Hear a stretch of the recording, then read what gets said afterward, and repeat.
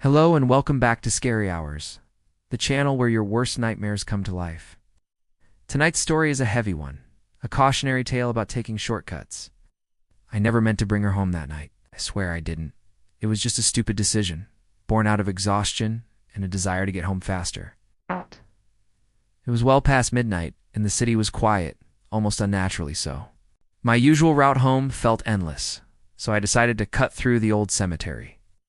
I know it sounds like the start of a bad horror movie, but at the time, it just seemed logical. A straight line is the fastest way between 2 points, right? I had my phone's flashlight and the moon was bright enough. Could possibly go wrong. I was about halfway through the old headstones, casting long skeletal shadows around me. My phone's light flickered. Once, twice, then it just died. The sudden darkness was absolute, a thick, suffocating blanket. And in that disorienting moment of pure black, I heard it. Footsteps. They weren't my own. They were slow, deliberate, each step crunching on the gravel path a fraction of a second after mine. Ice. My heart hammered against my ribs. I froze, holding my breath, straining my ears. The footsteps stopped. A wave of ice-cold dread washed over me. This wasn't a coincidence. I took a tentative step forward. The other footsteps followed, perfectly in sync. I started walking faster, my breath coming in ragged gasps. The footsteps behind me quickened their pace to match. Panic took over. I broke into a full-blown sprint, my feet pounding the earth, the sound of my own frantic running now drowned out by the other, faster footsteps right behind me. It felt like they were gaining so close I could almost feel a cold breath on my neck. I burst through the rusty iron gates of the cemetery and didn't dare look back. I didn't stop running until I hit the relative safety of a streetlight on the main road. I leaned against the pole, trying to catch my breath, my lungs burning. That's when I finally risked a glance back at the cemetery entrance. And that's when I saw her. Standing just under the next streetlight, maybe 100 feet away, was a woman. She was just standing there, eerily still, as if she'd been waiting for me. She wore a tattered, old-fashioned gray dress that seemed to blend into the shadows. But it was her face. Her face was all wrong. It was twisted, distorted, like a poorly made mask trying to imitate a human expression. Her eyes were just dark hollows, yet I felt them locked onto me. The sight was so fundamentally disturbing that my exhaustion vanished, replaced by a fresh, primal fear. I didn't wait to see what she would do. Ran the rest of the way home, my keys fumbling in my trembling hands. I slammed the door shut, locking every bolt, my back pressed against the wood as if I could hold back the entire night. I tried to laugh it off, telling myself it was just my mind playing tricks, a mix of late-night paranoia and shadows. My apartment was my sanctuary. Nothing could get to me here, but my dog Buster, a normally placid golden retriever, thought otherwise.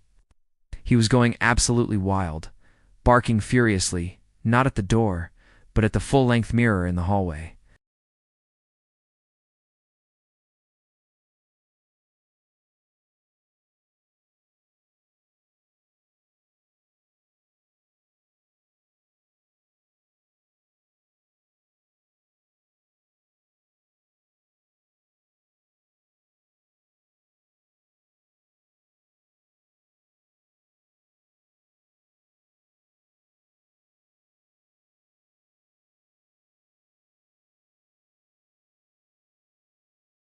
My rational mind was screaming, but the evidence was right in front of me.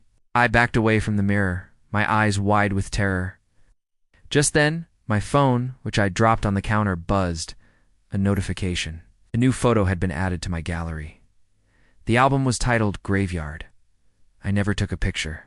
My hands shaking, I opened it. The image made me want to scream. It was a picture of my house, taken from outside, looking through my bedroom window. And in the window, I could see myself, asleep in my bed. But that wasn't the worst part. Pressed against the window pane, its face distorted and pale in the moonlight, was her. The woman from the cemetery. With a choked sob, I deleted the photo, then deleted it again from my recently deleted folder. It had to be a hack, a virus, some cruel, elaborate prank.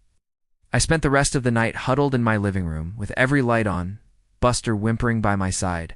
Sleep was out of the question. The next night, exhausted and on edge, I finally drifted into an uneasy sleep on the couch. I was woken again by the buzz of my phone. Another notification. Another photo. My heart sank. I knew what it would be. I opened my gallery. The graveyard album was back. The new picture was ... closer. It was taken from my backyard, right outside the living room window where I had fallen asleep. It showed me on the couch, and there she was, her face pressed right against the glass, so close I could see the dirt caked under her fingernails as her hand rested on the window frame.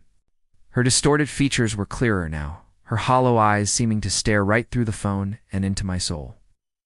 I haven't slept in 2 days. I don't know what to do. I keep deleting the photos, but they always come back, each one taken from a little bit closer. I'm afraid to find out where the next one will be taken from. If you found this story as terrifying as I do, please hit that like button, subscribe to Scary Hours, and ring the notification bell. You won't want to miss what crawls out of the darkness next. Until then, stay safe, and maybe take the long way home.